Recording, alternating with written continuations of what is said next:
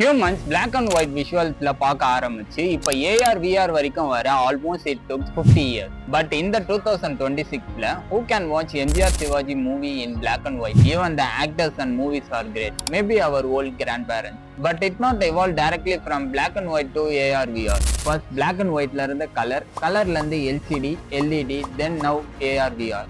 In this process, the industry upgrade themselves to give an experience according to the tradition. But now in the 2026, how many of them watching TV channels? எனக்கு தெரிஞ்சு இந்த count வந்து dramatically decrease ஆயிடுச்சு. Everyone watching OTT and most of them spending time in social media. இன்னைக்கு வீடியோல content creation in YouTube 2026ல எப்படி evolve ஆயிருக்கு and new creators how to start and catch the trend ன்றத viewers ஓட perspectiveல இருந்து explain பண்ண போறேன். Before getting in, ஒரு சின்ன story. ராம்னு ஒரு பையன் pets மேல இருந்த கிரேஸ்ல டியூரிங் கொரோனா பீரியட் யூடியூப்ல பெட் சேனல் ஸ்டார்ட் பண்றான். 30 days ஓல்ட் லேப் பப்பி வாங்கி அவனோட டெய்லி கண்டென்ட்டை போஸ்ட் பண்ண ராம் ரொம்ப சீக்கிரமாவே ரீச் பில்ட் பண்ணி மானிட்டேஷன் எனேபிள் பண்ணான். பட் அன்னைக்கு ராமுக்கு தெரியாது கன்சிஸ்டன்சி சேனலுக்கு எவ்வளவு முக்கியம்னு. ஃபர்ஸ்ட் $100 லைஃப்ல பார்த்தோன்னே டெய்லி கண்டென்ட் போஸ்ட் பண்ண ராம் weekly once, monthly once, yearly once post பண்ணி அவனோட கன்சிஸ்டன்சியை லூஸ் பண்ணான். பட் இன்னைக்கு திரும்பி கம்பேக் கொடுத்து வீடியோ போடலாம்னு நினைச்சு வீடியோ போடுற ராம்க்கு அன்னைக்கு கிடைச்ச வியூஸ் கிடைக்கல. அதோட ரீசன் தேடும் போதுதான் தெரியுது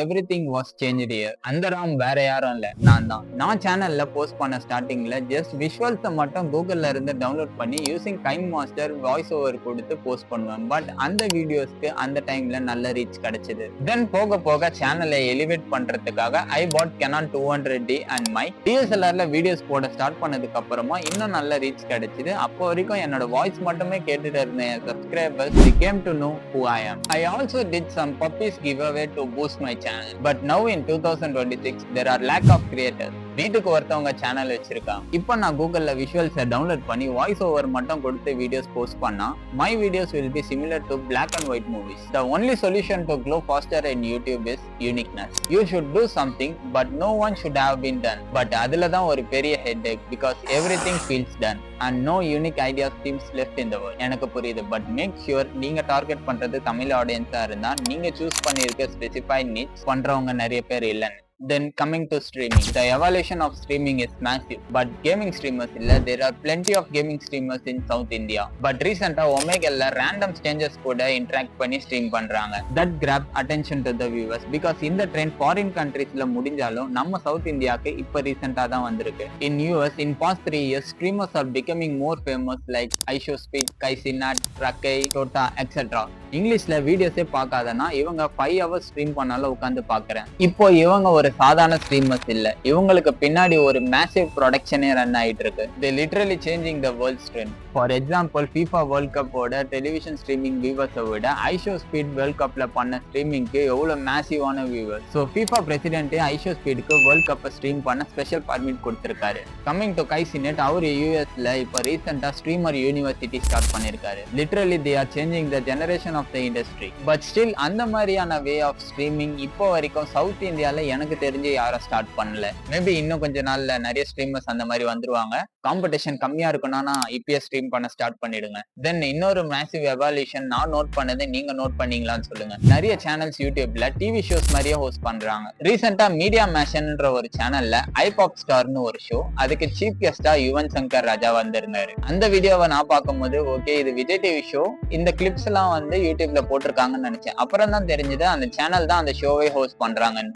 யூடியூப் சேனல்ல ரியாலிட்டி ஷோ ரன் ஆயிட்டு இருக்கு. But world's largest YouTuber MrBeast உங்களுக்கு எல்லாருக்கும் தெரியும். அவரோட வீடியோஸ் எல்லாமே greater than TV shows. TV channels ஒரு சீசன் ஃபுல்லா ஒரு ஷோக்கு பண்றத அவர் ஒரு வீடியோல பண்ணிட்டு போயிடுவாரு. மேன் அவ்வளவுதான், இனிமேல் டிஜிட்டல் மீடியா தான் எல்லாமே. நீங்க ஒரு டீமா யூடியூப் சேனல் ஸ்டார்ட் பண்ற ஐடியால இருந்தீங்கன்னா டிவி ஷோஸ் மாதிரி ஸ்டார்ட் பண்ணலாம், like games, task etc. Even உங்களுக்கு அந்த மாதிரி பேக்ரவுண்ட் செட்டப் வேணும்னா கூட there are many rental windows with that kind of show setups.